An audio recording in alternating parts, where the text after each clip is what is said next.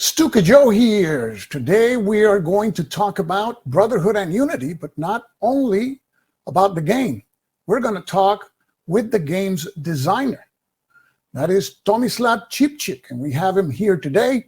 We're going to talk about his background as a wargamer, how the game came about, and we're going to talk about the cards in the game, specifically the most important cards. Some of the cards in the game, we'll be taking a look at them, and some of the mechanics in the game, and much more information about this game that interested me because of the particular conflict. It's also a card-driven game, and it's a true three-player game. So let's bring in our special guest. Hi there. And here we have him. Tomislav, how are you doing? I'm doing very well. It's hot here. I'm sweating, but it's all right. Okay. How are you doing? I'm doing great. And just to give the viewers some perspective, where are you physically in the world right now? I am in Split, Croatia. That's in Europe.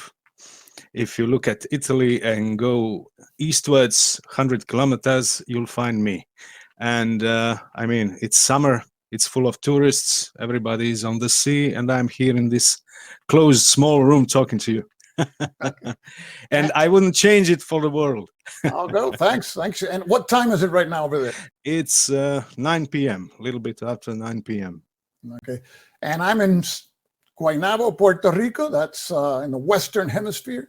And it is 3 p.m. or 3:05 p.m. So thanks to the wonders of technology, we can do these things that we could never do before. And let's talk about yourself first, because I mean, we're going to talk about Brotherhood and Unity, but I understand this is your first design. Yeah, this is my first published design. I've designed games since I was 7, but this is the first time I said, all right, I'm going to try to present it to the world, so to speak. Yes. Okay, so the first published design, and obviously any person who designs a war game, usually the person is a war gamer first and then becomes a designer. Mm-hmm. So let me ask you, how did you become engaged in wargaming? How did that come about? Well, when I was about 7 years of age, my dad bought me a first computer. That was in 1983, and it was a ZX Spectrum 48, I think. And I bought some games, and one of the first games I played was Tobruk, it was called, by the old company SSI. How was it called? I can't remember exactly, but it was a great game, and that was a true war game, you know. It wasn't hex and counters back then. It was like rectangle grid, but you moved those divisions you attacked, and I was hooked from the day one. And from that moment on, I watched for every strategy game, war game I could find on the computer. And since we lived in Yugoslavia back then, we didn't have access to the games you had. I didn't hear of SPI or Avalon Hill until 2003, 2004. So I played these games mainly on computer and did some my own war games on a piece of paper and a piece of cardboard. But very much after that, in 2003, 2004, when the internet came and Google came, I found out that there are many other people like me who like these games, and there are a ton of games on a piece of paper that are so in depth, so intriguing that I had to have them. And I bought my first one. That was in 2005, I think. It was Europa Universalis. I watched the Callendale video came later about that game, but I read about it. I played a similar computer game, and I bought the board game. I wanted to see what was it all about. And slowly but surely, and then the next one was, I think, Panzerblitz. And then I went to Coin Series with Cuba Libre, and then little by little Empire of the Sun and DAC 2 and all those other beautiful games. And now 16 years later, I'm pretty much involved neck deep into wargaming hobby. And when you were encountering those war games, Panzer Blitz and the other games, Cuba Libre, did you play solitaire, or did you have a group to play the games with? I had a group of friends all that time. We mainly played computer games, but I persuaded them to play tabletop games with me, and not so successfully, I might add. So mostly I played, and until today, mostly I played solo.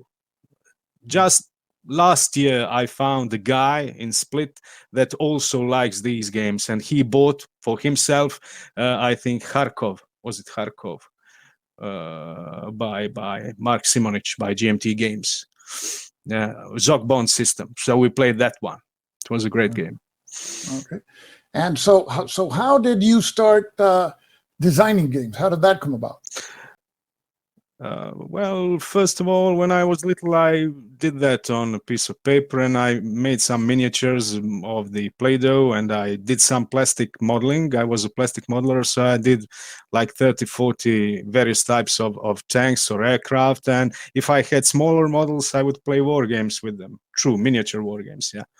And later on, when I bought a PC, then I started to tinker with video games and made some not complete video games, but like video game prototypes, also strategy games, Battle for Šibenik, some battles from the Croatian War on Independence, and so on. And then when I saw in 2004, 2005, all this beautiful world of tabletop wargaming, then I started to experiment with that. So first of all, I made my version of Europa Universalis, then I made my version of 1776 by Academy Games. This was on the topic of shogunate of the Sengoku Jidai Japanese period, historical period. And then the third one basically was Brotherhood and Unity. But by that time, I had so much experience because I also in parallel did a video game for like 7 years. I didn't succeed in finishing it, but I learned a lot, especially about making graphics, you know. And when I made Brotherhood and Unity, most of it came from me, from graphics, because I really enjoy making maps and counters. For me, that is one of the most important aspects of making a game, making it visually clean. And so by that third game, I had probably learned a lot, and I said, why wouldn't I try to publish it? And then I contacted Compass Games, and it's all history, as they say.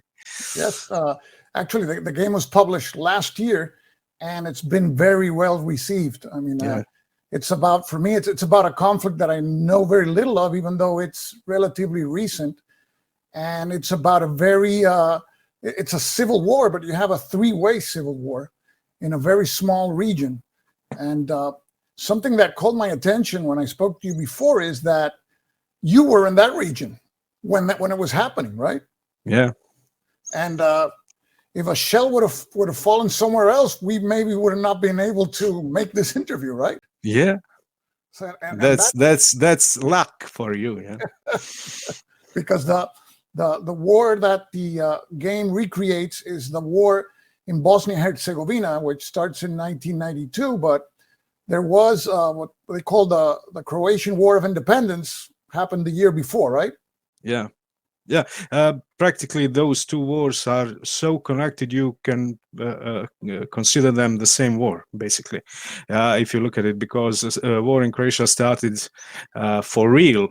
It started even in 1990, but started with actual offensive operations for real in 1991, in the summer, June of 1991. It lasted until the beginning of 1992, when there was a truce.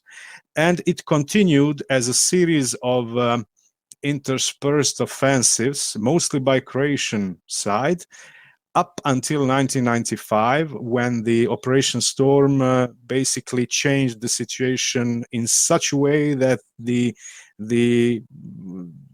Serbs practically surrendered and said, that's it.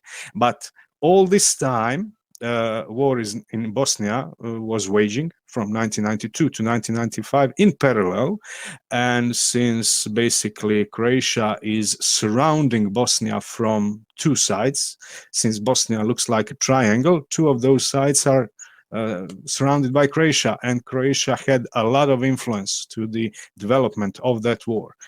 They were there present with their troops, with their supplies, with their armament. And you can consider that as the same war, basically, in a strategic sense. Yes.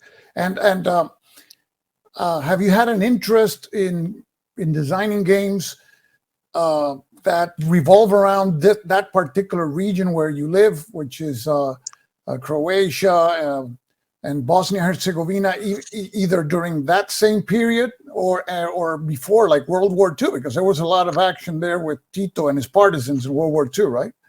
Well, all of that came of late because I didn't really read a lot up until a couple of years ago about all these happenings in this region, because it was so close and personal to me.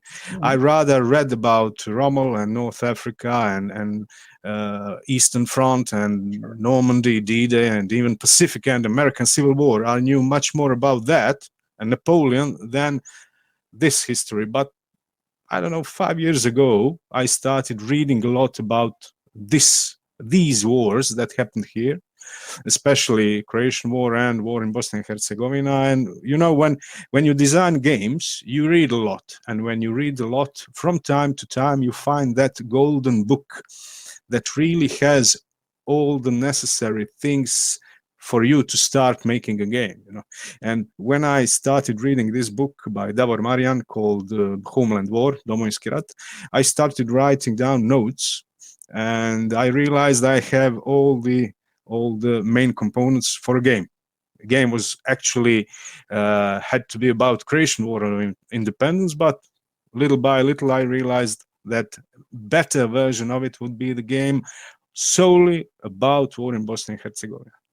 Because it's a continuous war, it's a small country, it's very compact, it has 3 sides, it has many things which you don't see every day, you know. 3 players, small game, fast game, modern war, not very covered subject. So I said, yeah, I should do a game about it, and I got all that information from that book. And then I became interested and read more and more about it. And that book, do you know if there's an English version of that book available? I'm not sure. I think it's not. But if anybody wants to start reading about the military history of that war, they really should start reading Balkan Battlegrounds. It's a 2-volume book. It's freely downloadable as a PDF.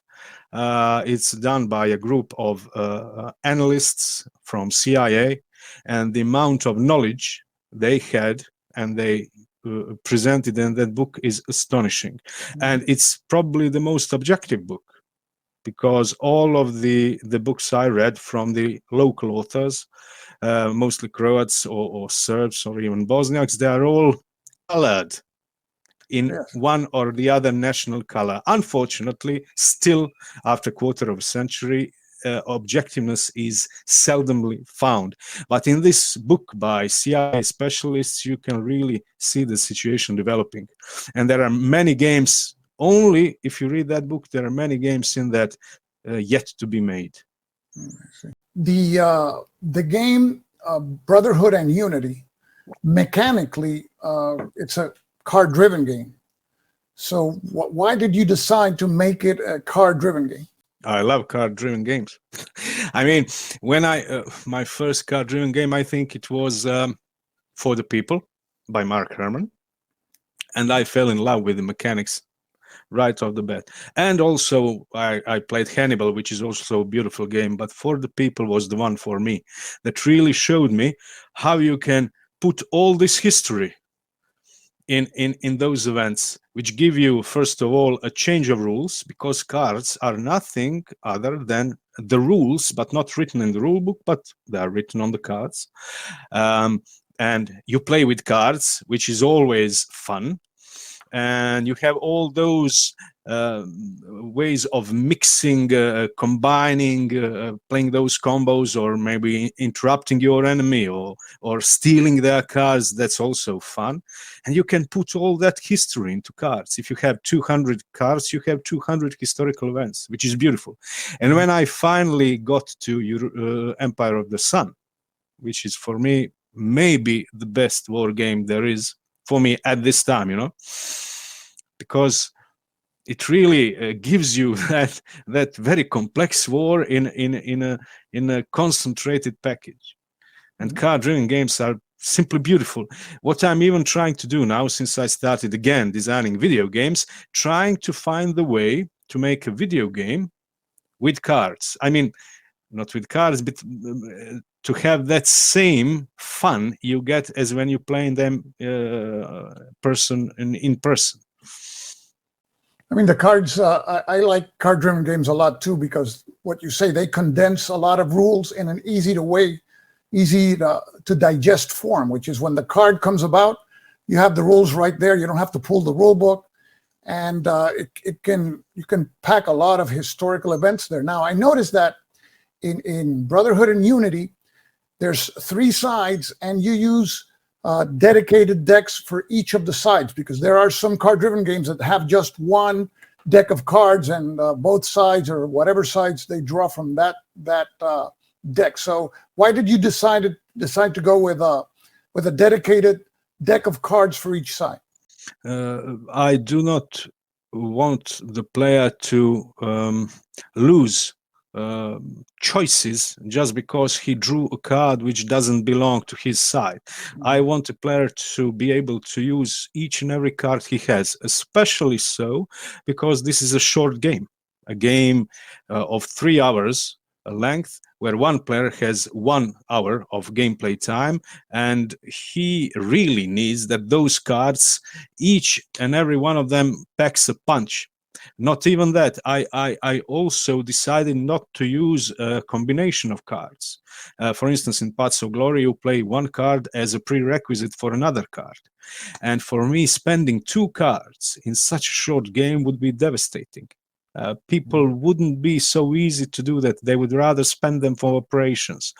So I had to do that because I was restrained by the length of the game, primarily because of that. Okay.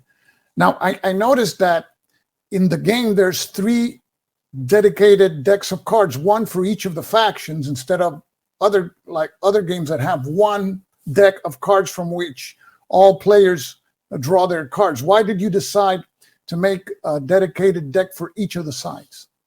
But that was primarily because the game is so short. The game lasts for like 3 hours, which gives each player 1 hour of gameplay time. And it has really a limited amount of cards, each player does. So I wanted each card to give him quite a punch. I didn't want him to lose some card ability because he drew the card that belongs to another player. That was one of the reasons. And also I decided not to use some other mechanics as well, which you can sometimes find, for instance, in Paths of Glory, and that is mechanics of combined cards, when you play 1 card as a prerequisite and the other card in a combination with that one later on. And for me, using 2 cards to give you 1 advantage is too much in such a short game. So primarily the length of the game said, no, we will use each and every card. And even Mark Herman, when he did Empire of the Sun, he divided the decks. And initially, I think for the people, the decks was single, I think. And in Twilight Struggle, the deck is also single. And I never liked that logic that I can draw the opponent's card and then I need to do his event. I mean, it looks fine. It creates some other tension, but I prefer it this way. And then the other thing is, in this game, it's 4 turns, but you divide the game into 2 epochs. You have the early war, which is 1992 and 1993, and then you have the late war, which is 1994 and 1995. And then the cards, there are cards that come into play only in the early part, in the early war, and other cards come into play only in the late war. So what did you want to achieve by dividing the decks that are already by faction into epochs? Yeah, well, I wanted to achieve to show how this war has changed as the war progressed, because at the start you had very strong Serbian faction armed by the Yugoslav People's Army, You had Bosniak faction, which was mostly unprepared and badly organized, and Croats who had the experience from the war in Croatia from the year before, so they were well prepared, but still they were the smallest faction, and they didn't have as much ammo and armament as the Serbs had. So that was the characteristic of the early war: Serbian offensives, Croats lagging behind, and Bosniaks just trying to survive, not to be completely destroyed. And in 1994, 1995, when the Bosniaks reorganized, when they got their armament and ammo and all they needed, and the Serbians, when they extended themselves too much and shown the world their bad side, so they were first of all under sanctions and later on bombarded by the NATO. I wanted to show that by switching the initiative to the Bosniak side in 1994, first of all, and then changing the amount of cards, reducing the amount of offensive cards for the Serbs and increasing the amount of offensive cards for the Bosniaks. And that is that shift. If you look at those cards, in early war, Serbs are the ones, and in late war, Bosniaks are the ones who are leading the charge. So you have another characteristic that I like about the game is that all sides will go to the offensive and to the defensive in some point in the game. So because most games, like you're defending all the time or attacking all the time, if you're one side. Here, the Serbians are going to be on the offensive at the beginning, and they better make good use of the first two turns, right? Because it's going to get nasty against them in the last two. And then the Bosniaks are going to be, as you stated, disorganized and purely on the defensive. They have to survive and hold on to these key spaces in the first two turns, because then they're going to receive resources. So they go into the offensive. So it gives the players offensive and defensive capabilities in the same game. So that's something that also called my attention. Now you talked about the NATO here and their influence in the game. And in the game you have the foreign attitude track. Can you tell us what is that, and what does it attempt to recreate? Foreign attitude track is a lot of things mixed together. First and foremost, it's the stance of the European Union, of the United Nations, of the Great Britain, France, Germany, Italy, Russia, USA, those big powers towards this war. This was a televised war. All through the war, there were CNN, Christiane Amanpour, all those people from the news, and just filming and showing the world those nastiness from the war. So you had that that influence of these foreign powers that throughout the war analyzed what is happening and really restricted the war of going really too far. You might not think that was the case, but it was the case. There are many instances where the attackers could have made even more war crimes, but they stopped themselves because they knew they will have consequences later on. And I wanted to show that somehow. If I didn't have that, what would stop the Serbs from winning in turn one? I mean, they have so much power with all those tanks, all those artilleries, everything. They can obliterate certain parts of the map, especially the enclaves, because Bosniaks were mostly surrounded in enclaves throughout the country, and they could obliterate Srebrenica, Gorazde from early on. And they did not do that because not only did they lose their steam, but foreign powers saw that increasing human catastrophe. So I also wanted to represent that human catastrophe, because when you capture a city, what usually happens, you round up all the civilians, put them in buses, and drive them to the nearest front line and turn them over to their friendly forces. And that's if they are lucky. If they are not lucky, then they can be rounded up and put in prison camps and all other horrible things. So I wanted to show that somehow. I didn't want a player to move those buses and those refugees on the map. That would be too gruesome for me. And that would change the dynamics of the game into something I didn't want it to be. But what I did is, when you capture a city and when you release all those people to prison camps, or remove them, so to speak, do an ethnic cleansing of the city, you escalate the war, and you lose your prestige in the eyes of the world. And if you do it too much, they will give you sanctions and they will slow you down. And if you continue to do that, they will start their NATO airstrikes against you. And if you still continue to do that, you will hypothetically lose the war. That never was the case, but hypothetically, if they did all those nasty things forever, somebody would have probably intervened with ground forces. And that's happens, the idea. And that happens. You lose what is called foreign attitude points when you, for example, you capture a key space, which is a large city, because you create this refugee crisis, right? Yes. But it also happens when you bring in foreign units. Yes. And these foreign units are pretty powerful in the game. And so I noticed that all of the sides have, in one way or another, they had units from the outside coming in to help them out, right? Yes. They did. Serbs had those beautiful red units. They are red because they wore red berets. They were called red berets, or jedinica, the unit of the Služba državne bezbednosti. That is a service of national security service. And those were like super paramilitary forces of the Republic of Serbia, who were in war in Croatia and war in Bosnia and Herzegovina, used on all the important fronts.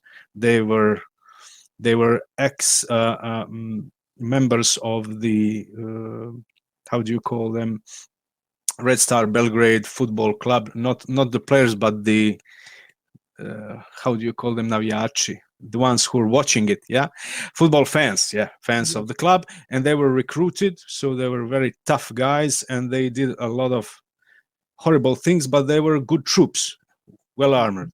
And there were many troops like that. Croatian army had early troops, which were good, and late war troops, which were excellent.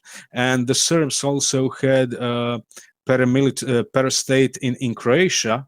Rebellion in Croatia created a new military there as well, and those units can also help you. And even Bosniaks had, first of all, Bosniaks who fought against Bosniaks in Cazinska Krajina. They separated from other Bosniaks and fought on the Serbian side. You have that. And you have Mujahedin, which were volunteers from the Islamic countries going in fighting for the Bosniaks. So all of these units are available to you. If you use them, you will get really good units, but on the other hand, you will lose reputation. So you have to, you can't, you have to control your side. You can't bring all the foreign units you want, and have to be very choosy with occupying key spaces, because if foreign attitude deteriorates, I mean, the sanctions at the beginning is that you lose movement factors, you can't strategically redeploy, you can't advance beyond the defending space, but then the NATO airstrikes are pretty brutal, right? Yeah, they should have to be, because it's all a result of playtesting. I made it much less effective, and then I placed it a lot, playtest, and I realized that they needed to be really pumped up. And all the things you see, all of these DRMs and stuff like that, came as a result of playtesting. You need to consider that this is a short game. It originally was meant to last for 16 turns. but it lasts 4 turns. When it lasted 16 turns, it had the cards very similar to Paths of Glory, with much smaller dice roll modifiers, with much smaller movement capabilities, and so on. But when I shortened it, I need to increase the value of each card to make things move, to make it dynamic. And playtesting showed that these are the true values. And you need to be afraid of the NATO bombing. Otherwise, what's the use? What's the purpose of it? Exactly, yeah. And I notice also that, for example, as to the map, again, you were the graphic artist. The map I like the spacing of the map. There's spaces between each of the points on the map. So you don't have these, the map is never cluttered, and it's very, let's say, comfortable to use. And you have 5/8 of an inch counters here, so that the counters are also sizable. And I think Compass did a good job with the counter. Compass did a great job. They really chose the good quality. Yeah. I was astonished when I got my copies, because I never thought that the game would look so good. And I really love that thick, good map board, which is not bending. It's beautiful. It always, and the counters are well rounded, all individually punched. Beautiful. I couldn't have asked for more. And the glossiness, that glossy finish. Yeah, looks very nice. Beautiful. Now, let's talk about the combat result table, because there's other card-driven games. For example, Paths of Glory has an odds-based combat result table. In this game, it's a combat effectiveness table, right? The result is going to be a multiplier by which you're going to multiply the combat strength of your units. And that will give you the loss factors that the other side has to absorb. So when you go to the attack, you want to get that precious ×2, but it's not always possible. But a times 1.5 is not bad, right? Yeah, it's not. And sometimes even just getting the ×1 will do the job if you attack with enough strength factors, right? So what drove you to create the combat system using that multiplier, that combat effectiveness multiplier? I was researching and think about those algorithms for combat results since I did my video game starting in 2004. So I was really researching that particular subject for a very long time for other games I did. And what I realized is that you really need to have something that is efficient and that shows the main characteristics of the combat you wish to portray. And it must not be overly complex. For me, the problem with combat results table always has been that I cannot remember those numbers. You have 8, 10 columns, you have 6 rows, that's 60 values. You can't remember them all. So each and every time when I try to think, will I be able to fight? What are my chances in this combat? I do not know. I need to check and see that middle row and see, middle row gives me this ratio and maybe I could win. For me, that is not good, because when you fight, you need to have a good grip of what your chances are. So I said, no, I won't use combat results table. Then I saw some other games, tactical games, for instance, the company of Conflict of Heroes by Academy Games, which is a great game. Which uses a system where he combines that attack factor plus dice roll modifier. I tried that. I tried the system that Mike Rinella uses in his area impulse-driven games, similar to that. And then I remembered my favorite, Empire of the Sun, and I did an homage to Empire of the Sun by using that efficiency table. Because if you look at it, that's it. You have combat value, which is written as attack value and defense value, and then you have your luck. And what does the luck do? It changes your attack value and your defense value by some factor. And which factor is that? You roll a die, 10-sided die, and that gives you a factor: 50%, 100%, 150, 200. Basically 4 numbers, 4 values which you have to remember. And 1/4 even. That's really for the worst cases. Yeah. And you can remember those numbers. You know when you roll that 7, oh, I'm able to do this. When you roll 5, I'm able to do this. And you know your chances. You can see for yourself what are your chances for each and every combat. And that speeds up the game. And that removes one big chunky table from your player aid and from your table and from your lap, which is beautiful. Yeah. And by the way, the player, I'm gonna show it later, but the player aid is just one letter size sheet in cardstock printed on both sides. So the thing I like also about this game and other games that I like is that the less you have to consult one of these huge player aids or consult the rule book every time, the less you disconnect yourself from the game. So it's more immersive. The game is more fast and more immersive if you don't have to be constantly consulting these player aids. And in the case of this combat system, it's easily committed to memory with even the die roll modifiers. And so it makes the game move fast.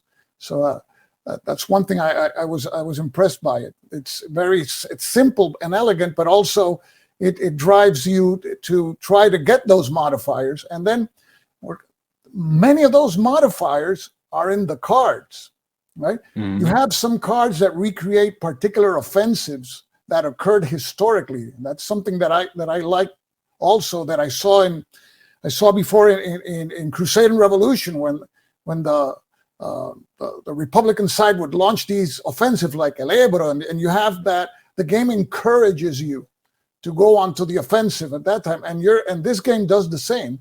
And there's some cards that give you really powerful modifiers and artillery bombardments, and we're going to take a look at those soon. Now, strategic will is the way to win the game, right? Is how the victory is measured mostly in this game. Can you describe the victory conditions and what is that they attempt to recreate? Yeah, well, finding the right victory conditions is in a game like this is a difficult task. It's not your standard hex and counter game when you take these objectives and that's it. What was the goal of each faction in this war? And there are still debating even today what each side wanted to achieve. My opinion is, as every designer needs to have an opinion, this is my opinion. Mm-hmm. My opinion is that each side fought for the territory. And if you look at the peace plans and peace talks, they were constantly being done in Geneva or some other place. They were talking about how much territory will each faction receive. Serbs wanted to get 60%. Croats wanted to get, 25%. Bosniaks wanted to get 40%. They talked about percentage of territory. They wanted to get territory, but not just any territory. They wanted to get strategically important territory and territory where their population is, if not a majority, then represent a really big part. For instance, Serbs are very populated in parts of so-called Bosanska Krajina. They wanted to get Krajina. Croats are represented very much in Herzegovina, Zapadna Herzegovina. They wanted to get that territory for themselves. And also, for instance, Serbs wanted Posavina, although they are a minority there, but it is so strategically important for them that they wanted that region. And when I realized that, I said, all right, I will divide the map in the regions, as Mark Herman did for the people when he divided the USA in the states. And then I will use his mechanism, which is you need to take a majority of spaces in that region, plus you need to take all of the key spaces, important cities in that region. When you do that, that region is yours. Having only to take the majority of space, it wouldn't be good, because when you lost that one space, you would lose the region. When you took it, you would get that region, and that would be too dynamic, too chaotic. But when you add that additional deal that you need to have a requirement, need to have at least all of the key spaces, then you have that lock. And when you capture a region, it's much easier to hold on to it. and to lose it. Much harder to lose it than to take it. And when I realized that's good, I divided the country in regions and just said which regions belongs to who. Some regions are only interesting for one faction. Some regions are interesting for two factions. There is maybe even a region interesting for all three factions. And when you capture a region, any region, you get points. You always do. But at the end of the game, if you don't control your key region, you lose points. Yeah, And that's also, something I noticed. Yeah. if you want to win, you need to have your key regions, because if Croats didn't have Posavina, they will lose some of their prestige. They didn't achieve one of their strategic goals. They maybe took some other region, which wasn't their strategic goal, and they got those points all right, but they lost the one they really needed, and they lost not only the points, but twice the number of points, because that was their key region. So those key regions drive the players towards certain regions. That's one of the incentives for Bosniaks and Croats to fight one against each other. Otherwise, why would they fight one another? That's why. Bosniaks wanted to capture that region, Croats wanted to capture that same region, and then you have a clash. And you have 15 regions on the board, and it is there are many regions that at least two of the factions, it's a key region for them. So let's suppose, for example, that one of those factions captures that region. That means the other faction is going to get the value of that region as deducted from their score as a penalty. So it's not only that if you capture the region, you get the points, but you prevent losing points in the event that somebody else captures a region. So not capturing a key region and letting somebody else capture it, it's going to take away from your final score. Yeah, and that's one of the key points when players play, experienced players, especially in Spain and Poland. They play the game constantly, as I can see from the other action reports. What they found out, sometimes it's not, for some regions, it's not it's a waste of time to fight. For instance, for Sarajevo, for Serbs, you can really drain yourself if you try to capture Sarajevo. But if you prevent the Bosniak, if you just keep enough forces to prevent Bosniaks for taking Sarajevo, Bosniaks lose those points. But you don't need to capture Sarajevo, because you would bleed yourself dry. And that's what the Serbs actually did. That's the good thing when you really hit that nail in the head, when you really got right that model of the game. Serbs had the siege ring with, I don't know, 10,000 troops, 8,000 troops, and in the city there were Bosniaks like 30, 40,000 troops. And they tried throughout the war to punch through, and they couldn't do that, because Serbs had a very well-established firing lines, and they had mortar fire for the first line, supported by the heavy artillery fire when the enemy broke through deep in the territory, and they had fast response forces to fill in all the gaps, and they could tie entire corps of 30-40,000 troops with only 8,000 troops. So they did just that. They didn't lose the region, but they didn't really want to take it. And that's how you play this game. These are maps, right? Mm-hmm. What kind of maps are these? These are the maps which were drawn for and used as exhibit for the case against Ratko Mladic in the International Crime for the Ex-Yugoslavia Tribunal in Hague. And these maps are the copies of the actual maps which were used to conduct offensive operations by the Serbian Army of Republika Srpska. And most of them are showing the operations for capturing Srebrenica. Okay.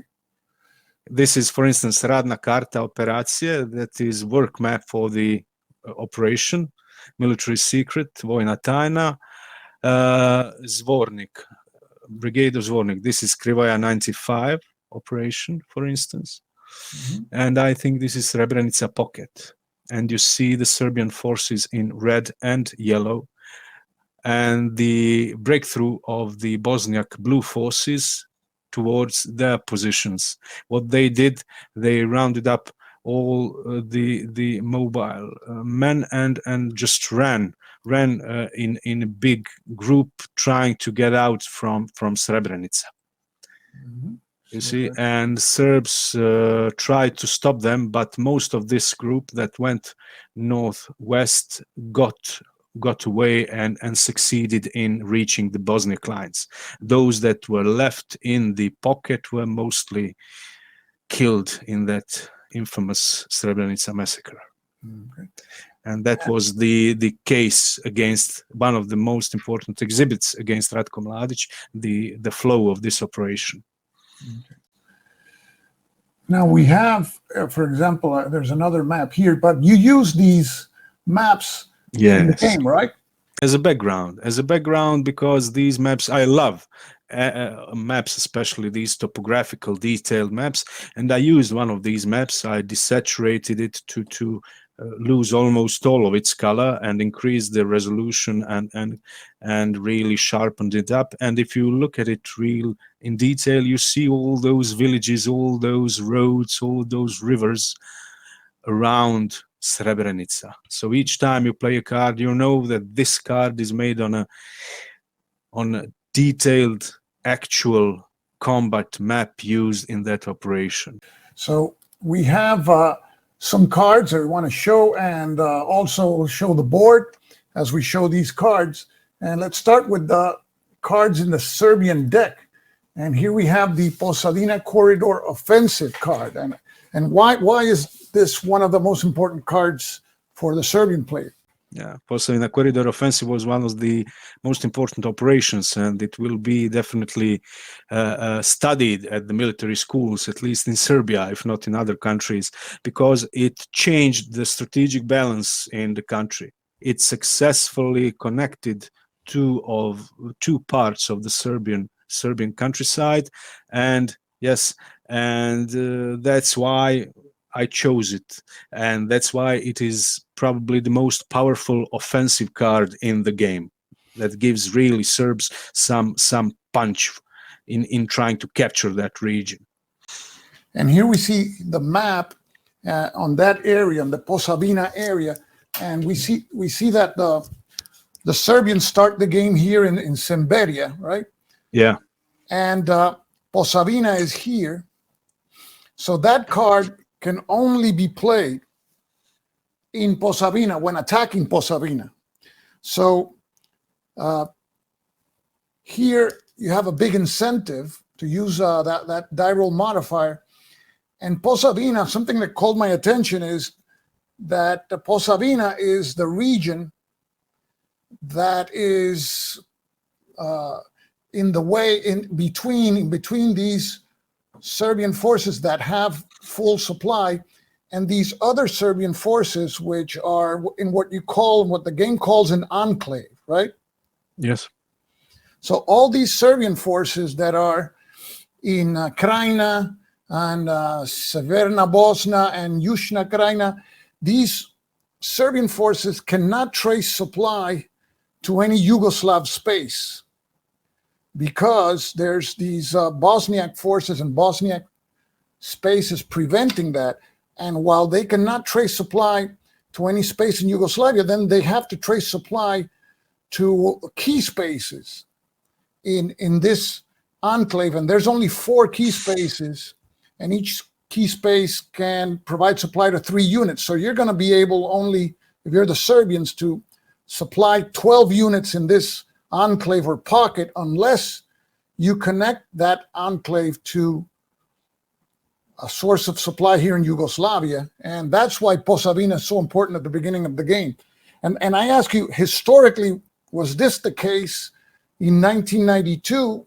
The Serbians wanted to connect that enclave. Yes, Yes, most definitely. That was the topmost priority for them, especially when they saw Croats started their offensive. They took Derventa and almost got Doboj, and they divided them in two, and they realized they need to do maximum effort, where they really used all of their best forces and best commanders, and they successfully did it in a couple of months.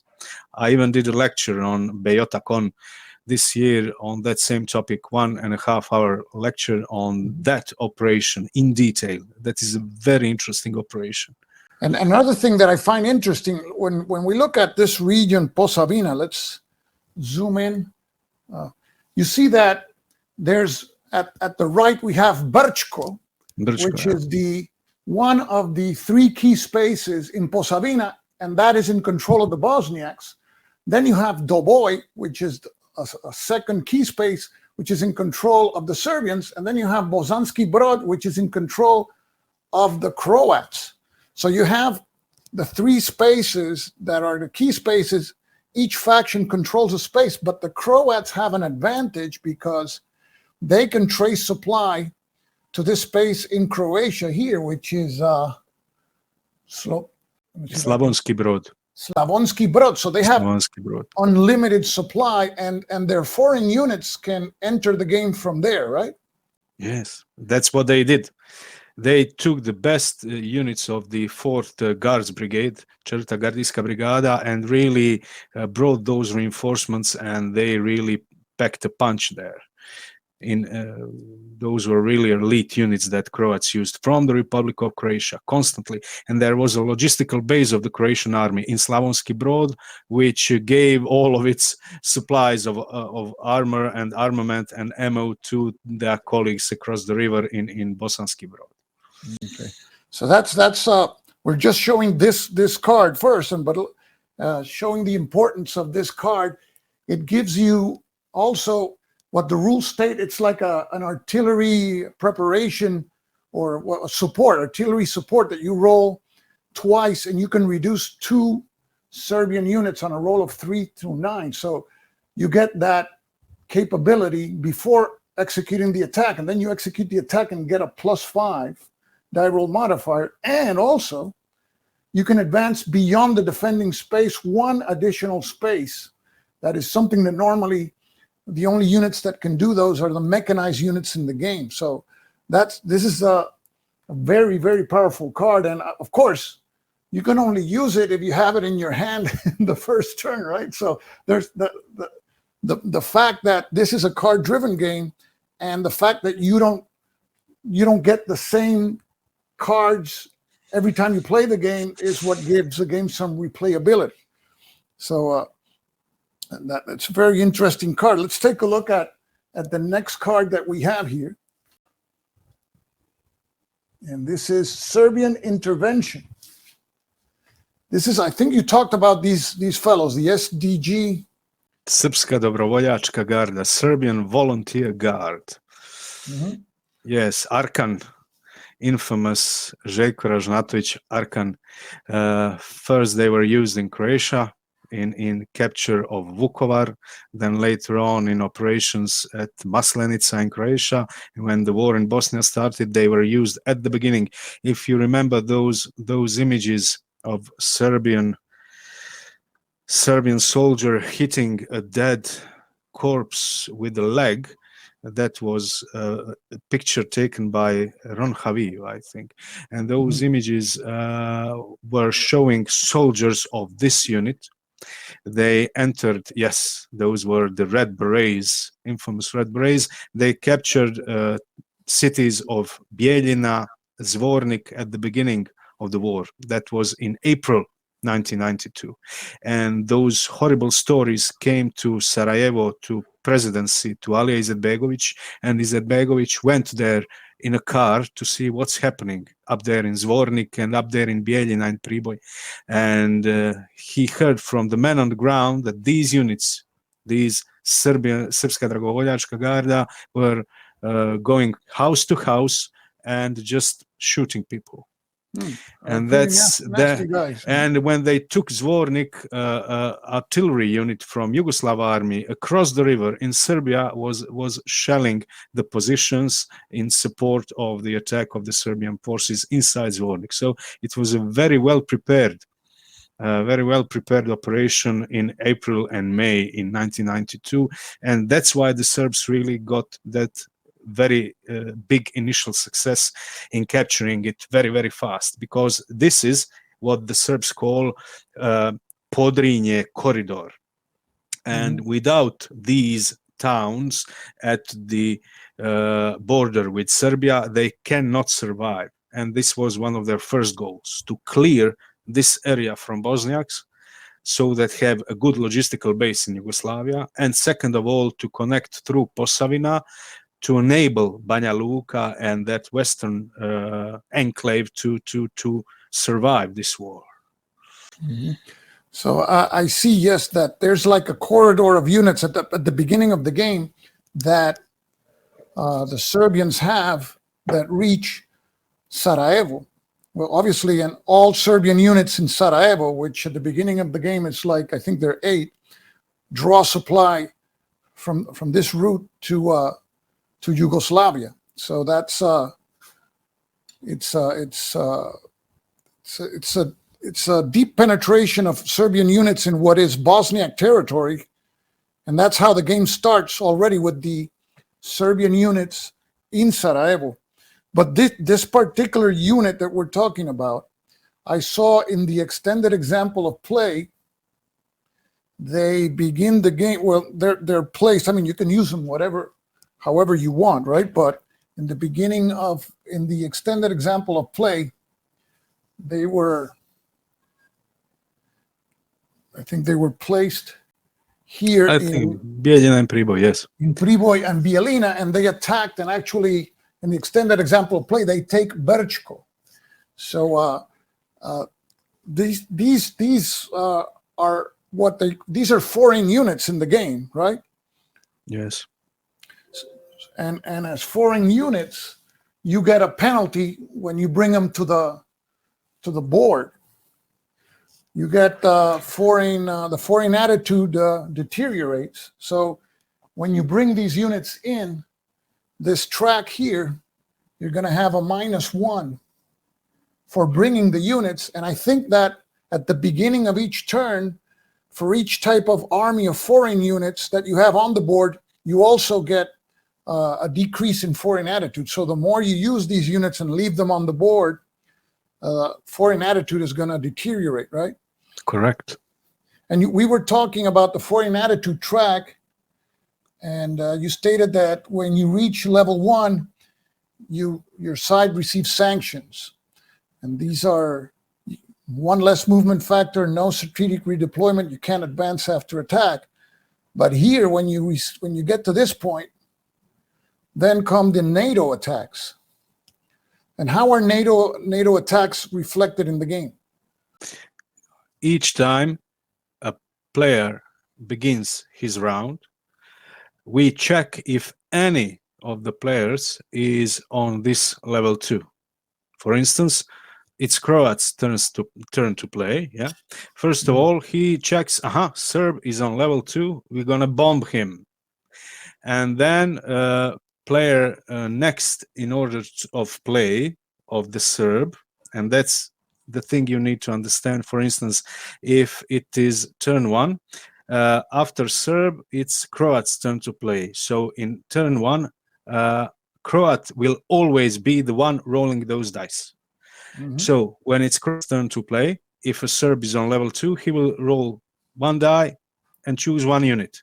And if he hits, rolls 3 to 9, that unit is flipped to reduce side. Then he will choose another unit, roll another die, and that's it. Then it's the Bosniak's turn to play. And Bosniak, and then again, Croat rolls, not Bosniak, it's always Croat who rolls. And then Croat again rolls 2 dice. Then it's Serbian turn to play. And then again, Croat rolls 2 dice. So actually, when you enter this level 2, you will be bombed first when you enter that level. And then those next 3 rounds. Round 1 Croat, round 2 Bosniak, round 3 Serbian. So you will get 4 possible bombings, but it doesn't succeed every time. It succeeds if you roll 3 to 9. So it succeeds 70% of the time. Let's say 2/3. Let's say 2/3 out of 8 will be 6. 6 of your units, 5 to 6 of your units will be reduced if you enter that. And then you get the chance. What you actually do, Serbian will usually, I'm talking about Serbian because it usually happens to them. Serbian will play a card to reduce that to level 1, and then he will be okay. But he will have 5 or 6 units probably reduced when that turn is finished. But to reduce, to improve foreign attitude and move the marker to the left, you have to play the card for what the game calls diplomatic action, right? Yes. And it's basically a way of you are like you're not using your cards for waging war. You got to use them just to prevent the situation from deteriorating. Yes, you play a card, then you move this marker. If a card was of value 2 or 3, you move this marker by 1. And if you played a value 4 card, you move this marker by 2. By 2, yes. Okay. So let's continue with the next card that we have here. And it's the M84 main battle tank. And this one is a combat card, right? Yes. So this is certain events, combat events you can only play in a combat situation, but this gives you a +5, which is pretty significant, but it has to be in clear terrain. Yes. This represents the amount of firepower that Yugoslav People's Army had and released that to the Serbian army. And this is really one of the best tanks, the best tank in this war. And this combat card gives you the ability to use it as a bonus when you fight against the enemy. And if you attack in a clear terrain, gives you +5 dice roll modifier and really packs a big punch. Mm-hmm. Okay. Now let's take a look at some of the Croatian cards. We have here, this is an early war card, Prepared for War. And this gives a +2 die roll modifier to the Croatians if they attack Bosniak forces. So it's a big incentive to attack Bosniaks, but there are plenty of spaces on areas on the map where Bosniaks and Croats have conflicting situations, right? Let me see here. We show, for example, the beginning of the game. You have here the area of region of Srednja Bosna, and as you stated, this area does not begin controlled by any of the sides, and that is shown here. There's no control marker here in this space, but this is the key region indicator. It's a key region for the Croats and the Bosniaks. And so if you play this card early on, you have an incentive to attack the Bosniaks who control Zenica there. And the Bosniaks, you stated that they are unprepared for war. And that is reflected also in their combat situation, in their attacks and defenses. You have that penalty here. -2 dice roll modifier for every combat in turn 1. And -1 in turn 2. So if the Croatians use this card, let's say in the first in the first turn, they're going to have a +2 in attacks, and while the Bosniaks have a -2 when they fire back, right? Yes. And that gives the game a great advantage. And if you look at the card, the man in the image is a very important man for this war. That is Gojko Šušak. He was a minister of defense in Croatia. He was from Herzegovina, and was practically pulling all the strings in this war, because he was very well connected with the Croats in Herzegovina, and he really prepared them and Croatian armed forces very well. And he was the one who was responsible for all those well prepared Croatian armed units. Mhm. And he was the one probably behind many of the conflicts between Bosniaks and Croats. So that's why he gives you those +2 dice roll modifiers, because it's his strategy to go that way. Mhm. And I noticed this, it says remove card for a two-player game. I know the game brings a two-player version where basically a player controls the Serbians and the other player controls the Bosniaks and the Croats. So this card, obviously you would remove it there, but Yes, it wouldn't be useful when Bosniaks are your allies in two-player game. yes. Okay, so let's go to the next card. And now we have Croat-Bosniak Alliance. And this brings foreign units into the game. Yes, you have Franja Tuđman, president of Croatia, and Ali Izetbegović, president of Bosnia and Herzegovina, in Washington, drinking. This is in Split, the picture taken in Split agreement. But before that was a Washington agreement, when they decided on, pressured by the USA, to create a true alliance. They even wrote down a memo proclaiming the future confederation between Bosnia and Herzegovina and Croatia, which never realized. It was never ratified in parliament. But that was the extent of the alliance they wanted to create at that moment. And that gives you, as a Croat player, the possibility to use elite Croatian army units, because many years have passed since the beginning of the war, and meanwhile Croatia has really armed itself, got its tanks. All of these brigades had about 4,000 or 5,000 people, and they had 1 to 2 battalions of tanks, which were usually T-72s, and had a large amount of artillery firepower, and even some how do you call it, multiple launcher rockets systems. So they were very, very powerful units. These are the most powerful units in the game. You cannot use them against Bosniaks. And that's indicated by the different color By the of black combat color factor. of the combat factor, yes, because they are a part of the Bosnia-Croat alliance, and they must not be used against Bosniaks. But against Serbs, they can really wreak havoc. Okay. So that's another foreign unit card, which brings powerful units in the game.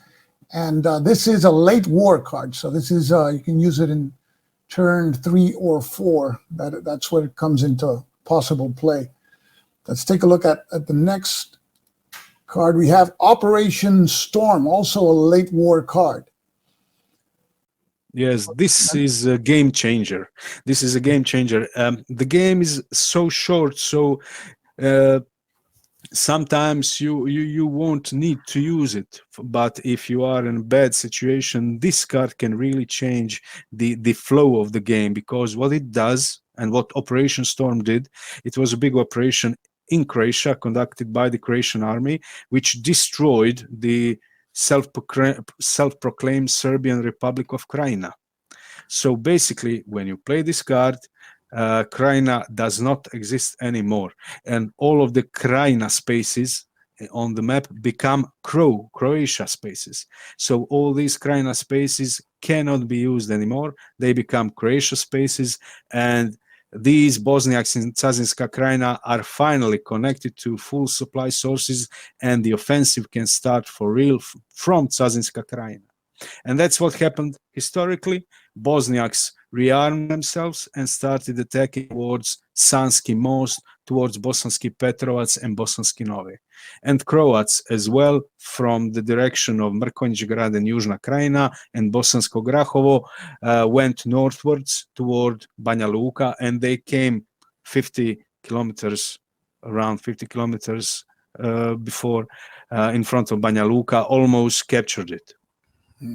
So at the beginning of the game, these Krajina spaces, they're not supply sources for the Serbians, but they can trace supply through them, and eventually, if they connect to a Yugoslavian space, they're in supply. But there's some, I think there's some units that are allied to the Serbians that in the early war can come in through these spaces, right? Yes, those orange units of army of Srpska Krajina, Srpska Vojska Krajine. They are not very powerful, but the good thing is that they can be used. There are a couple of them, I think 3 of them, and these ones are the units of the Bosniaks who fought on the Serbian side. So when you play this card, those units are taken off the map. Those are the SVK and NOZB units. Those are removed. Yeah, there are no more. Those and you have the units. more powerful or profound effect that now these are treated as Croat supply spaces. So the Croats can trace unlimited supply to those spaces, and the Bosniaks as well, right? Yeah, if you take that and you play that Bosnia-Croat alliance card as well, you can really do some damage to the Serbs then. Okay, so And that was what happened historically. Mm-hmm. So that's a very interesting card indeed. Let's take a look at some cards in the Bosniak deck. The Bosniaks at the beginning of the game start very disadvantaged. You said unprepared, and this card gives the players a pretty good idea of it's a Bosniak refugee crisis. Yes, one of the most important events that happened in this war was this refugee crisis, which manifested itself especially in Srednja Bosna, central Bosnia, because what happened, all these refugees that came from Jajce, that came from Banja Luka, all of these cities captured by the Serbs at the beginning of the war, all of these refugees came in the trucks towards Bosniak and Croat towns in Srednja Bosna. For instance, Travnik, for instance, Vitez, Zenica, Kiseljak, and so on. Jajce fell very early. You have it right there on the top left. It fell, and all those refugees came to Travnik and Zenica, Vitez, Kiseljak, and so on. And what happened is that changed the demographics in the town. If you have a town of Bugojna, I don't know the exact number, 20,000 people or something, and you get an influx of 6,000 Muslim refugees, and you had 50-50 demographics beforehand, and now you have Muslim population of 60% and 40% of Croats, it changes things a lot. Mm-hmm. Especially if those people get arms, and in the parallel, what you don't see but happens behind the scenes, in Geneva, somebody is negotiating on what will Bosnia look like tomorrow. Bosnia and Herzegovina, what will look like tomorrow, and they say, Bosniaks say, we want to be in control of Srednja Bosna region. Why? Because there are more of us than Croats there. How come? Well, all of these refugees came, and now we are a majority in that region. Mm-hmm. And that's what happened. And that was one of the incentives for the beginning of Bosnia-Croat war. The Bosniaks used this situation to, in some places, change the control, so to speak, of certain areas. And Croats did that as well. Croats have some similar card that does the opposite. They, for instance, in Prozor, took control of the town before the refugees and their influx of refugees could do that in Prozor. Mm-hmm. So you have a couple of cards like that which stir up the situation in Srednja Bosna. And this particular card, you can, as the Bosniak, you can choose 1 key or 3 non-key Croatian spaces to switch to Bosniak. So you could choose, for example, you could choose Bugojno, or you could choose 3 non-key Croatian spaces. It's a way like of conquering, if I might say, a territory without fighting, just because of this refugee crisis that's been created. These refugees enter Novi Travnik and they take control not by themselves. In Novi Travnik, you have in each and every of these towns and cities, you had Croatian headquarters and Bosniak headquarters, Croatian units, volunteer units, and Bosniak volunteer units. 5,000 of these, 500 of these. But when in Novi Travnik, you get the influx of new Bosniaks who are willing to fight, and they get their Kalashnikovs, they can take control of Novi Travnik and without fighting. Yes. That's okay. Let's take a look at the next card that we have here. This is UN safe areas established. And here you can place one UN safe area in up to 2 of the spaces indicated there. So you have Bihać, and Bihać is in Sasinska Krajina. It's in that enclave that the Bosniaks start the game there. So that's one. The other is Tuzla, and Tuzla is here in Soli, and it starts with 2 units, so it's like a Bosniak stronghold there. And the other spaces are, you have Srebrenica, which is right here, and also Gorazde, which is here. Let me see if there's any other particular space. That's so it, those 4. Those are 4 spaces. So let's say that we place a UN marker or a UN marker here in Gorazde. What would the effect on the game be? If the Serbs capture the space, they lose -3 foreign attitude. Okay. So this is a space that normally you would lose if you capture, the Serbs capture it, it's -1, but because it is declared a UN safe area, it would be -3 on the foreign attitude track. Yes, I can't remember exactly if it would be -1 plus -3 -4. I think it's -3.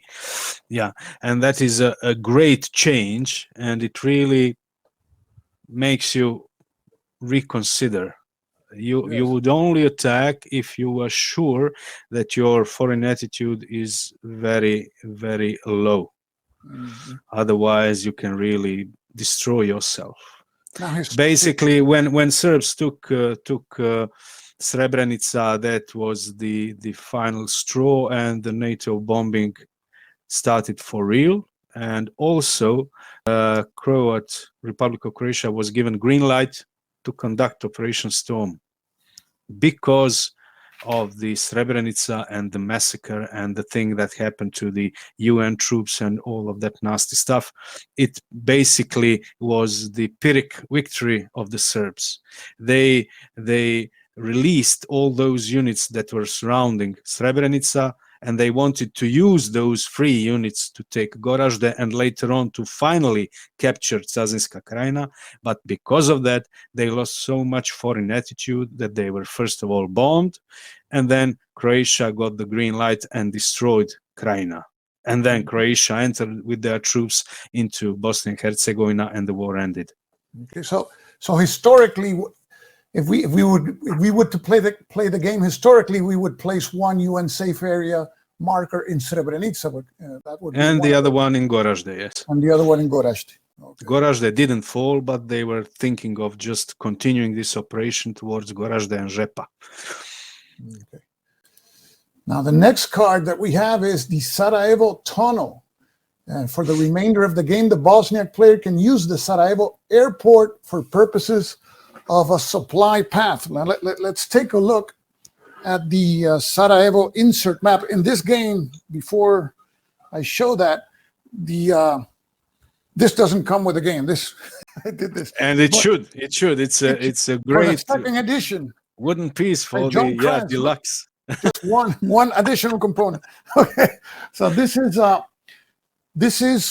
the area that the Sarajevo map comprises. because Sarajevo is treated as a region because of its importance, right?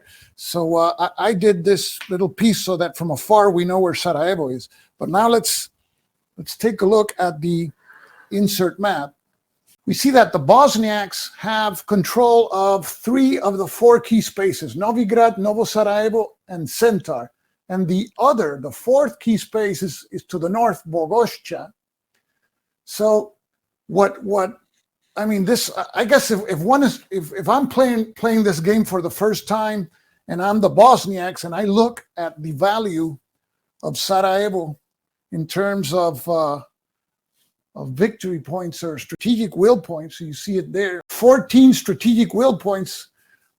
It's one of those areas that I would like to control. The problem is that at the beginning of the game, it's the Serbians have a lot of forces there, and what you see here is not the forces at setup. These are the forces after the reinforcements for the Serbians are placed in the extended example of play. So they have, I think they have 3 more units than what actually begins the game there. So in the game, the Bosniaks have limited supply, right? Mm-hmm. Yes. Because they cannot trace a line of supply to any Croat space outside of Bosnia-Herzegovina, because they're surrounded here by Serbian units. However, what is interesting is that the play of that card, that airport card, treats this space here, the airport, as if it were a Bosniak controlled space. And let's imagine that card is played. We have this marker here, which is a reminder. So, and what is striking to me is the story behind this event. It's a tunnel that was dug beneath the airport. Can you tell us more about that? Yeah, that's the Butmir International Airport in Sarajevo, and it was a tiny, narrow piece of land which was taken by the Yugoslav People's Army at the beginning of the war, and the Bosniaks practically were surrounded by all sides, and this was the place where they could really dig this tunnel. Because it was a narrow strip of ground for a couple of kilometers wide, and they dug this tunnel from the so-called Aerodromsko naselje, that is a small region of the city just north of the Butmir airfield, and they exited near the Ilija part of the city south of the airfield, and you can see how it looked like. They used it to transport supplies and armament and ammunition and people, smuggle people in and out throughout this war. And they also tried continuously throughout the war to break out of the siege, especially at this part of the map, and this is Ilija mountain. And they were even successful, sorry, not Ilija mountain, Ilija part of the city, mountain is Igman, and they even almost succeeded at certain point, but no, Serbs took it back. Serbs took it back because the siege ring was so powerful, so well defended, so well fortified, that really got that stranglehold of the city throughout the war. Mm-hmm. And that's why Bosniaks didn't get those 14 points. Okay. And one thing that I like about this game is the supply rules. I think they're very straightforward but very effective. These Bosniak units are in an enclave, so they have to trace supply to a key space, right? And each key space can supply 3 units. So Bosniaks have 3 key spaces in Sarajevo, so they can supply up to 9 units.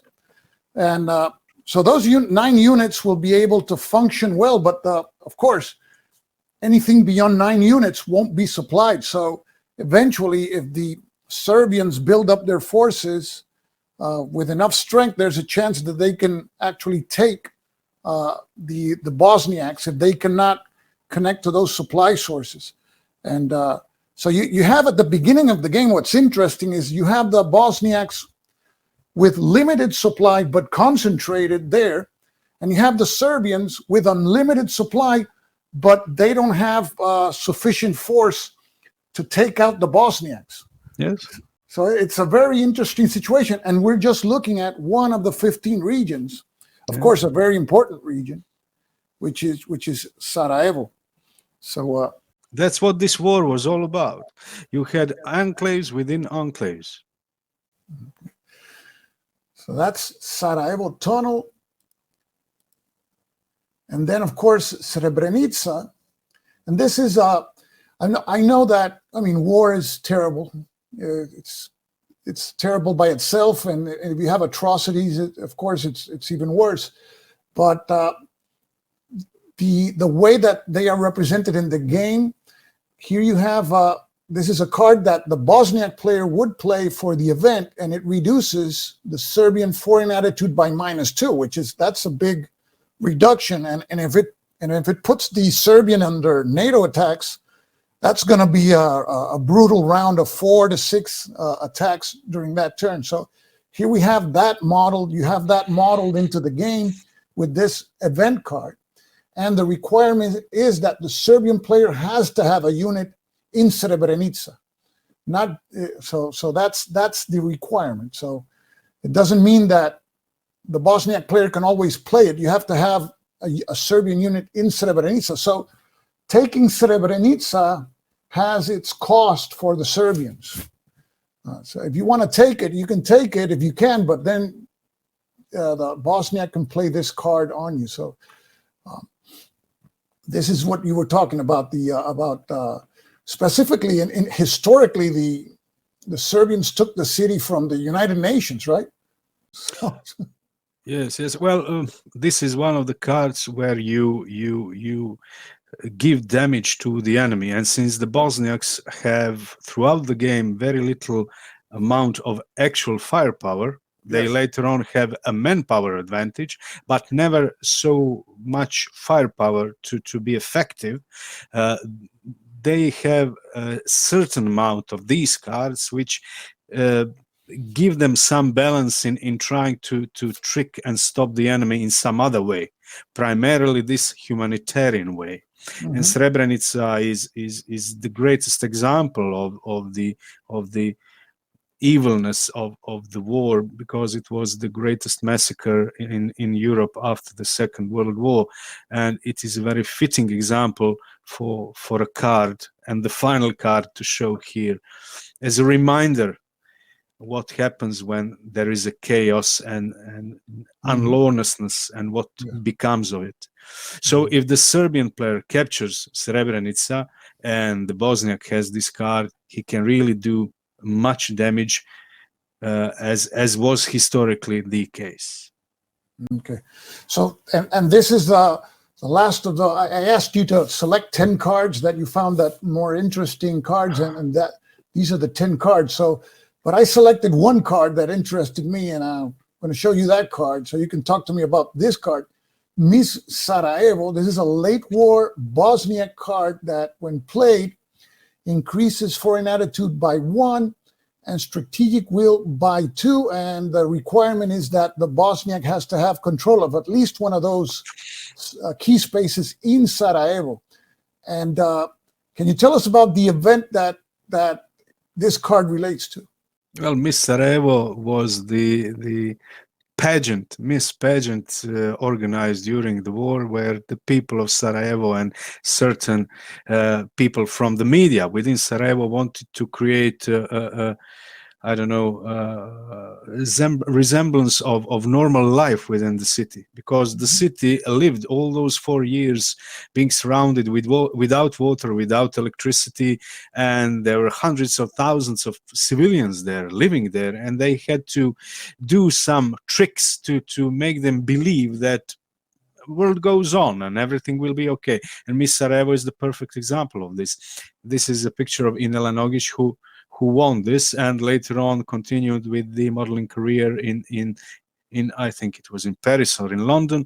And U2 was so impressed by this event that they even created a song which they played in 1996, was it? Just after the war, when they entered this Sarajevo, destroyed from all this siege, and this was one of the flagship songs they sang that evening. So this represents the will of the people to resist the war and to continue with normal living. Okay. And I think it also represents the power of the use of the media in the game, because this was a pageant that was a beauty pageant that was held there, and it was highly publicized. So you have the use of the media also to how do you say, to expand or to magnify the message there. And so I find that interesting, because I mean, I've played Paths of Glory and Crusade and Revolution. You don't see cards relating to beauty pageants in a war game. So it was something that really caught my attention. So yeah, this is the modern civil war, and in a modern civil war, you have very big influence of the media. And there are a couple of cards, especially in Bosniak deck, which deal with media coverage and how it influences the flow of the game. I think there are 4 cards, I think, even dealing with the media influence. Okay, so let me show you for 1 second. We're talking about the player aid in this game. This is a game that brings a player aid, which is a 1 sheet, and I really like this map here, because it really tells you all the different situations that are happening on the map at the beginning of the game in each of these regions here. You see the regions that are solid in color. Those are the ones that are in control of, for example, of the Serbians here in Krajina and Bosna. And you see Tropolje and Zapadna Herzegovina in control of the Croats. And then you see these regions, Sjeverna Herzegovina, Soli, in control of the Bosniaks. But you see also that some of the regions, there's 2 factions that the region is a key region for them, right? Like you see here, Podrinje is a key region for the Serbians and the Bosniaks.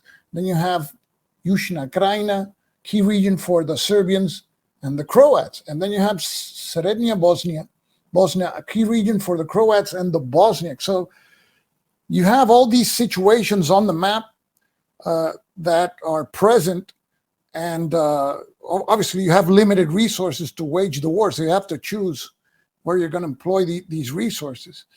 But it's not a conventional war in terms of fronts. There are many fronts, if we can call them fronts, on the map. And this is, of course, it shows you at the start of the game what the situation is. So I really like that map. Helps a lot to try to understand the situation. And you assign a number of strategic will points to each of these regions.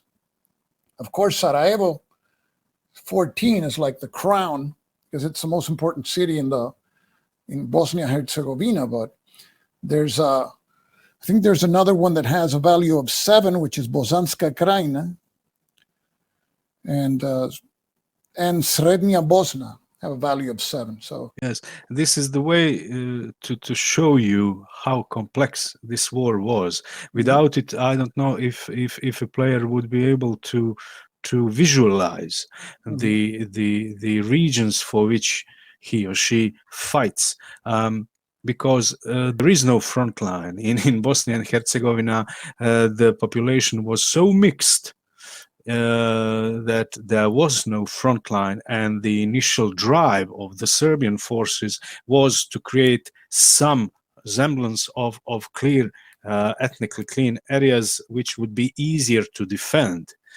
But if you look at the demographics map made on the population census in 1990, just 2 years before the war, you can see that those enclaves are the main factor that shows this scatterness of the territory, and it is very hard. This is one of the main aspects of this game. You cannot be sure that you will be able to sustain certain territory. You cannot just draw a line and then push back. And that gives this game that certain edge, that certain dynamics, which many people like. And I want to show you a couple of these regions. For example, here we see parts of Istočna Herzegovina and Zapadna Herzegovina. And there's the city of Mostar is one city, but you divide it into two spaces. It's divided even today. It's divided even today, and you have the Neretva River running through it. And see, here you have the this Zapadna Herzegovina starts uncontrolled, the region. It's a key region for the Croats, but the reason they don't control it is because of the Bosniaks in Istočni Mostar. But then you have the Serbians overlooking the Bosniaks at Stolac and Nevesinje. So you have this situation that it reminds me of the Polish uprising in World War II, where you had the Soviets overlooking and just waiting for the one side to finish the other before moving in. So you can have that same kind of dynamic here in this game. If the Croats want to take out the Bosniaks in order to control that region. Not only that, the Serbs had the artillery positions just above Istočni Mostar on that hill you can see there. And the Bosniaks paid the Serbs to shell the Croats when needed. And Croats paid the same Serbs as well when they needed them to shell the Bosniaks. So wow, that's the historical fact. Wow. Supply in this game for the Bosniaks is they can trace supply to a space in Croatia. They use the same spaces outside in Croatia than the Croats. And why is that so? That was the historical fact. I mean, the Bosniaks supplied themselves from Croatia. They couldn't supply themselves from Serbia. And they needed to have some land base, and land base was Republic of Croatia. So you had a paradoxical situation where Republic of Croatia was the supply base for the Bosniaks, and at the same time the Croats within Bosnia and Herzegovina were in some places at war against that same Bosniaks. So when they got a supply of fuel in Split, in the town where I live today, they would ship that fuel via trucks, made a convoy, and that convoy went through the Croat territory within Bosnia and Herzegovina, and those Croats were at war against Bosniaks, and those supplies finally ended up in Bosniak hands. And the Croats took some fuel for themselves. And if there was a fighting in that region at that moment, they even stopped that convoy for a while, not allowing them to reach Bosniaks. And then the international community or the UN had to step in and say, no, those were the supplies for the Bosniaks, and so on. Mm-hmm. That's one of the layers of complexity of this war. And I represented it in this game as ability of the Bosniaks to be supplied from Croatia, always, as was historically the case. So in this situation here, the Bosniaks in Istočni Mostar could supply themselves through Zapadni Mostar and Široki Brijeg into Imotski, because that's a Croatian space, right? Yes, correct. That's something that I found very interesting. Now, one mechanic that you use in the game, which I really found interesting, is the one called move before combat. And just to like set up a little example here, I'm going to, let's say that we have this situation here where it's the Serbians' turn. They play a card for ops, 3 ops, and they want to attack Brčko. So obviously you would activate Bijeljina and Priboj, but then you would activate also Zvornik, even though Zvornik is not adjacent to Brčko, because when you activate Zvornik, you can move the units in Zvornik one space. For example, you can move a unit into Bijeljina and another one into Priboj, and then they could all attack Brčko, right? And you can even overstack a space, and stacking limit by default is 3, but you can temporarily overstack it because you check the stacking limit at the end of the action. And if you succeed in capturing Brčko, you will be able to advance with your units in Brčko, and you will be below that stacking limit. And if you don't succeed, you will lose that overstacking unit because that was your risk you took, you know. And that move before combat allows you to make a strategic surprise, and that's what's always bothered me with similar games, because they practically wanted you to use one round to move and to prepare and another round to attack, and that did not allow for surprise. This way you can combine at certain spots, you can combine your units and surprise the enemy, because you need to have the ability as a player to surprise your enemy. Because in tabletop war games, you see everything is in front of you. How can you achieve that surprise? And this is one mechanic that really, in a simple way, gives you the ability to do that surprise just by shifting a unit from one place to another. And because this is such a compact and small map, each space is adjacent to many other important spaces, and you can really, by moving just to an adjacent space, change the dynamics in a second. No, I found it very interesting. Now, if I was playing this game, I would probably leave one unit in Zvornik just to because of Tuzla, because you don't want to give the Bosniaks a free pass there. But you have like to a take that chess, into consideration. like a chess, you need to think a couple of moves ahead, and just like in chess, because the forces are so scattered and you don't have a clear front line, just like in chess, sometimes that rook can move, sometimes that queen can move to a very different part of the map and change the dynamic in one instant. That's right. So that's something I really found interesting. I think that it's a mechanic that I would like to see in more games, to reflect that surprise and that sort of element. I know the game was published last year. It's been well received. I know for you, I mean, you've been on various interviews. This is not new for you. You've play tested the game ad nauseum. So, you know, for us war gamers, it's more exciting because it's a relatively new game. It came out last year. It's a fast-playing game, a three-player game. It's a CDG. It's about a topic that I like to learn about. For me, I like to play games about topics that I know very little of. That's part of learning about history.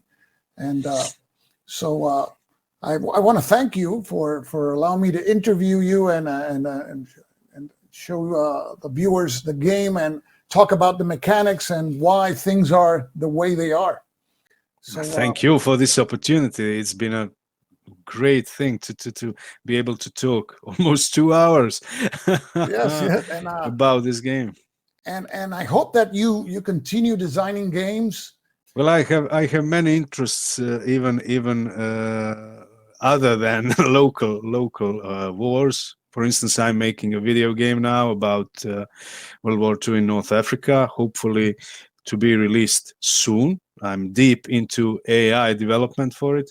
And later on, I will probably make games about, I don't know, Siege of Sarajevo, Siege of Vukovar, World War II in Yugoslavia, global thermonuclear war. That's another one. I'm just reading the book by Herman Kahn on thermonuclear warfare, which was always a topic that interested me. And I would really like to make a good, deep historical game, hypothetical game, not where you just move the rockets and kill everybody, but where you have some meaning of all that. Why would people think about warfare? I mean, there had to be some logic, that dark logic. So I have many interests.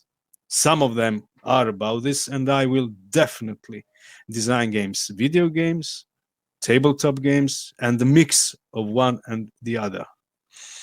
So I want to congratulate you. I know the game has a lot of fans, and also, as you stated, not only in the United States but in Spain. I know people.